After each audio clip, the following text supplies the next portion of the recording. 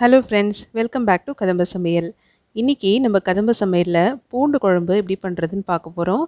ரொம்ப ஈஸியான ரெசிபி தான். வீடியோக்குள்ளே போகிறதுக்கு முன்னாடி ஃபஸ்ட் டைம் நம்ம சேனலை பார்க்குறவங்க கீழே இருக்க சப்ஸ்கிரைப் பட்டனை ப்ரெஸ் பண்ணிவிட்டு பக்கத்தில் இருக்க பெல் பட்டனை ப்ரெஸ் பண்ணிக்கோங்க. கூடவே ஷோ நோட்டிஃபிகேஷனை எனேபிள் பண்ணிக்கோங்க. அப்போ தான் நான் போடுற வீடியோலாம் உங்களுக்கு நோட்டிஃபிகேஷனாக வரும். வாங்க இப்போ வீடியோக்குள்ளே போயிடலாம். இப்போது ஒரு வானல் வச்சுக்கிட்டு அதில் 4லேருந்து 5 ஸ்பூன் வரைக்கும் எண்ணெய் ஊற்றிக்கலாம். குழம்பு செய்கிறதுனால நான் நல்லெண்ணெய் சேர்த்துருக்கேன். அப்போ தான் நல்லா டேஸ்ட்டாக இருக்கும். எண்ணெய் காஞ்சதும் கொஞ்சமாக கடுகு உளுத்தம் பருப்பு, அப்புறம் ஒரு 15லேருந்து 20 போல் வெந்தயம், 1/2 டீஸ்பூன் மிளகு, 1/2 டீஸ்பூன் சீரகம், கூடவே ஒரு கை நிறைய பூண்டு, உரிச்ச பூண்டு சேர்த்துக்கோங்க. சேர்த்து இது எல்லாத்தையும் நல்லா வதக்கிக்கலாம். அனல் கொஞ்சம் கம்மியாகவே வச்சு வதக்குங்க. அப்போ தான் பூண்டு மேலே டக்குன்னு கருகி போகாமல் கரெக்டாக ஈவனாக வெந்து வரும். இது நல்லா வதக்கினதுக்கப்புறமா 100 கிராம் அளவுக்கு சின்ன வெங்காயம் நான் ஏற்கனவே எடுத்து உரித்து வச்சுருக்கேன். அதையும் இதோட சேர்த்துக்கலாம்.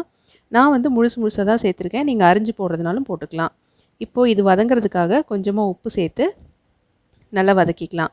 இந்த வெங்காயம் பூண்டு இதெல்லாமே ஒரு பாதி வேக்காடு வர வரைக்கும் நல்லா வதக்கிக்கோங்க.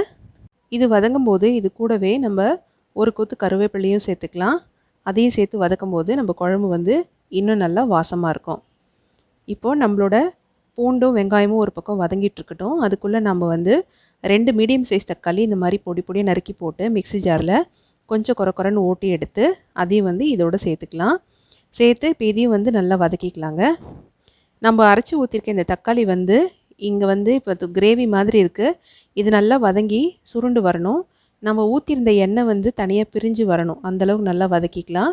இப்போ கொஞ்சமாக மஞ்சள் தூள், அது கூட கொஞ்சம் பெருங்காயத்தூள் சேர்த்து நல்லா வதக்க ஆரம்பிக்கலாம். அடுப்பு லோ டு மீடியம் ஃப்ளேம்லேயே வச்சு வதக்குங்க. அப்போ தான் நல்லா ஈவனாக வெந்து வரும், கருகி போகாமல் இருக்கும்.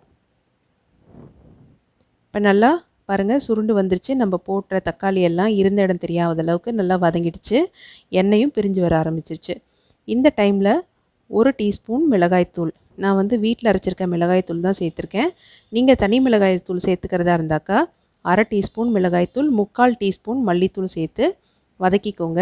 இந்த மிளகாய்த்தூள் இந்த ராஸ்மல் போகிற வரைக்கும் 2 பெரட்டிட்டு நான் ஏற்கனவே ஒரு அரை எலுமிச்சம்பழம் அளவுக்கு புளி ஊற வச்சு அந்த சாறு எடுத்து வச்சுருக்கேன். அதையும் நம்ம இதோட சேர்த்துக்கிட்டாச்சு. நான் தக்காளி 2 தக்காளி சேர்த்துக்கிட்டதுனால புளி இந்தளவுக்கு சேர்த்துருக்கேன். தக்காளி 1 தக்காளி சேர்த்துக்கிறவங்க 1 எலுமிச்சம்பழம் அளவுக்கு புளி சேர்த்துக்கலாம். இப்போது இது கொஞ்சம் தண்ணி ஊற்றி நல்லா கொதிக்க விடலாம்.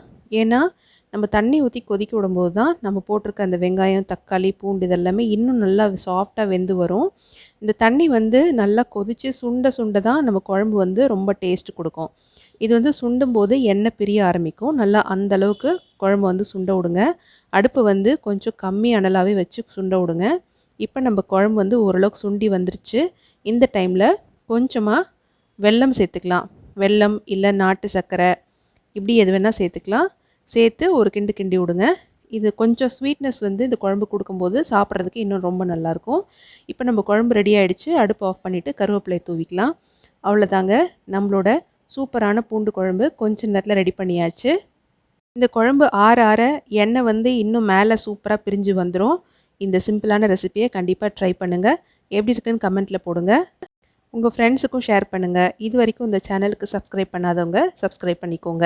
இன்னொரு நல்ல ரெசிபியில் பார்க்கலாம். தேங்க்யூ.